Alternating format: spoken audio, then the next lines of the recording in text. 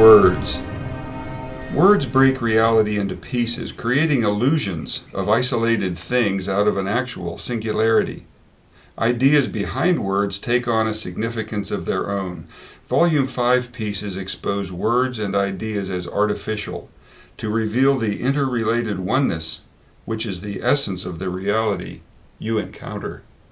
What makes things happen in your life? Other people, some deity, conditions, luck, money or lack of it? Let's explore causality. That is, causation, what really drives your life.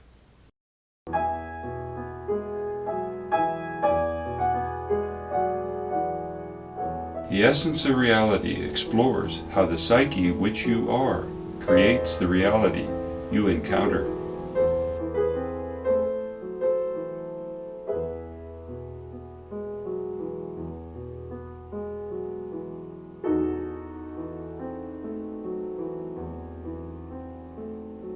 So, you found the Essence of Reality, a unique look at how life actually works. Here in this very place you see beyond standard notions to recognize how you attract events and relationships and thus create your own life. It's all about awareness, and that is only ever diminished by beliefs and common notions. We do have much to cover, so enjoy this entry and do explore other episodes. Every issue offers significant insights into life. So, all right, what drives your life? What force or forces? What source or multiple sources cause things to happen in your personal space, your life experience? Along with other Volume 5 pieces exploring words and ideas for the meaning they embody, and for a purpose of exposing any false notions they might engender, we're here today to examine the driving force or forces for all things.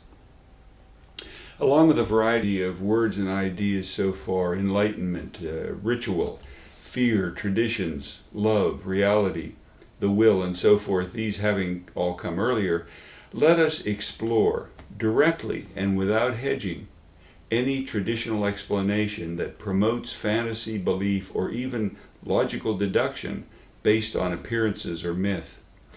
Let's look directly at causation, that is, causality, what makes things happen. If you understand that, really grasp what's going on in life, what actually causes events to happen and situations to evolve, if you can grasp that, you will then possibly be able to affect that force or source. If you can affect it, you can drive your life qualitatively in the direction you want it. And there, right there, in understanding causation, is the key to your manifesting an enjoyable, fruitful, and fulfilling life. Tom Nair here. I speak from a unique standpoint. I've spent years clearing away deceiving ideas to achieve what I call clear awareness. Life works well when you see that you alone drive yours. So these videos are intended only to help you see past common misconceptions to recognize how life actually works. In ancient times, virtually all people and all locations within all cultures thought some set of gods had immediate creative power in life. 2,000 or 3,000 years ago, a pantheon of diverse deities were thought to drive life experience, with a specialized deity driving a particular aspect of daily happenings. One god drove fertility for your crops, another created or diverted a love interest, another governed the house or health, the sea, the winds, hey, you name it, and there was a god for it. Indeed, people back then were so totally convinced, indoctrinated since birth in this primitive thinking, that their main effort in daily life was to try to discern what the gods had in store for them. To them, the gods caused all things.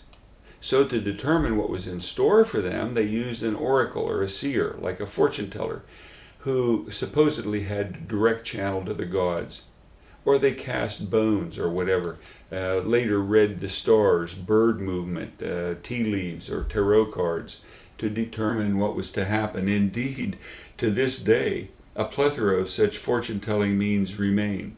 The I Ching, palmistry, crystal ball reading, astrology, numerology, augury, use of a Ouija board, casting of lots or stones, and on and on. In those ancient times, with the gods deemed to be causal, it was of utmost importance to determine just what they had in mind. Indeed, the action people took in their personal lives depended heavily on predicted outcomes they had gleaned from their fortune-telling results. Christianity started to displace the older gods with a single deity from about the 4th century onwards.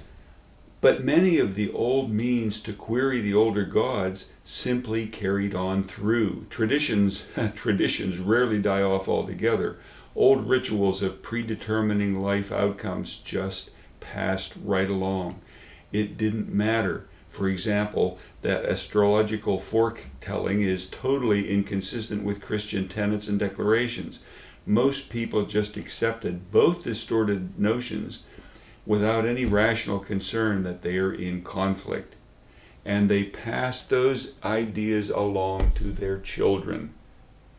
Common people of any time frame, you see, rather than shed older ideas when buying into new ones, simply add on the new concepts to older ideas. They pass along then all concocted muddle of superstitious notions to their children, all labeled or implied to be truth. In understanding causation, the topic here, remember, it's important to recognize what earlier generations of our root Western culture regarded as causal. It is from them, through the passing of shared cultural notions along generations, that each of our parents absorbed their own ideas about life, and they passed this worldview on to us during our childhood years. In terms of those ideas, our Western culture evolved through the Middle Ages with a heavy influence of the Christian Church, plus residual shades of old pagan notions subtly woven in. Part of that was, again, the tendency of Christianity to weave older notions into its own rituals. Spring fertility rites of archaic times became the resurrection of Jesus. The year-end Saturnalia celebration of Roman times became Christmas, complete with gift-giving, and added pagan traditions like the Christmas tree and Yule log. But most of the effect of lumping diverse, often conflicting notions into the common cultural mindset that got passed along through generations, most of that effect centered around this overriding reality, often repeated here. Whatever you believe in appears to be true. Previous generations, from ancient times through medieval into modern, simply passed along ideas they'd learned, notions they'd been indoctrinated into. They passed them on to their children with little or no regard to core validity.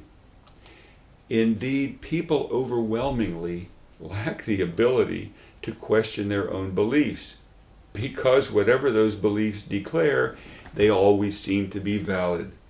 So, up into the 17th century, the common mindset of the populace featured a big, powerful God making things happen, along with residual carryover of ancient notions like luck and fortune, those based on old frivolous Roman goddess Fortuna and her Indian cognate Lakshmi.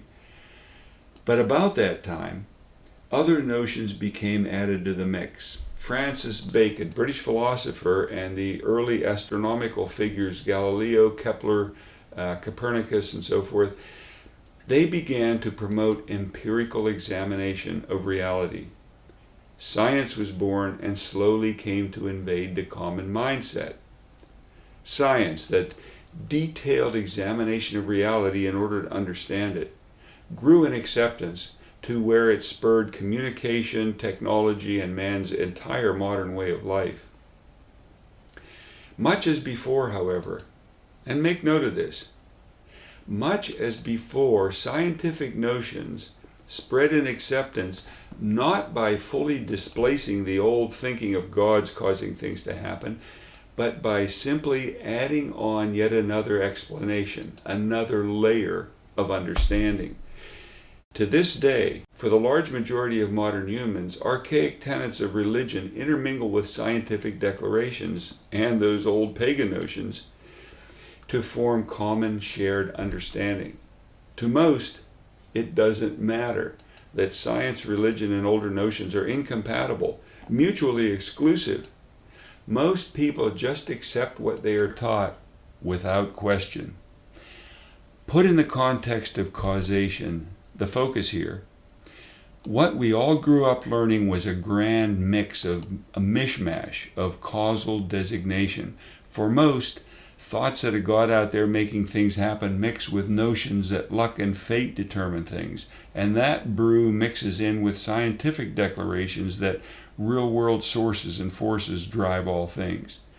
All of these ideas, this complex garble of standard thinking, all of these ideas project causality to things out there, things that are not you, gods, mechanisms, momentum, objects, bacteria, conditions, other people, invisible forces.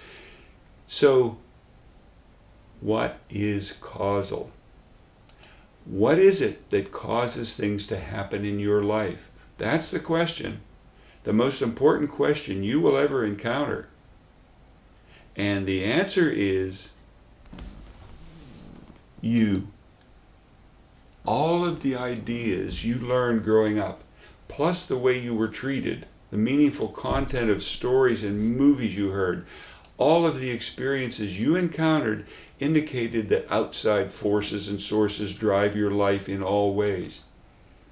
Your only means of having your way seem to be to manipulate people and things that you encounter, pray to the gods, use money and argument, push, force, cheat if necessary, fight, struggle, take whatever action you could just to have your way. But that whole scenario is caught up in old, archaic, and inherently flawed thinking. There are no gods driving your life. There is no single God who sent you a Savior who would judge you and send you to hell for being what He made you in the first place. Neither they, the gods of old, nor He, the Christian God, exist now or ever did. Luck and fortune, fate and chance, imposed or accidental happenings, these are all phony, illusory forces. The world out there, of other people and conditions, of things and trends and influences, none of that drives your life. No externality creates your life effects. Only you do. You encounter a reality daily that embodies values. It manifests meaningful events and relationships in patterns repeated throughout life, and those patterns all reflect your own complex inner nature. Only you cause the effects in your life. In previous episodes, I've explained how life flows from within outward, qualitatively and unalterably, to reflect your own composite core mindset. I've detailed and demonstrated how you can delve inward to find and revise inner elements, mechanisms of mind that lie at the root of your own life issues, and that life will improve directly as a consequence of your inner change. I can only emphasize here that whatever you were taught to believe in as a source out there for your life happenings and your well-being, it is only a flawed, illusory notion, an idea. Only you cause your life quality, not by what you do, but by what you are. When you fully grasp that and consciously clear away all the old myth and garble of gods and luck, when you see clearly that you alone cause your reality to manifest, then and only then will you gain authority over it. Causality, causation. The cause of things in your life is you.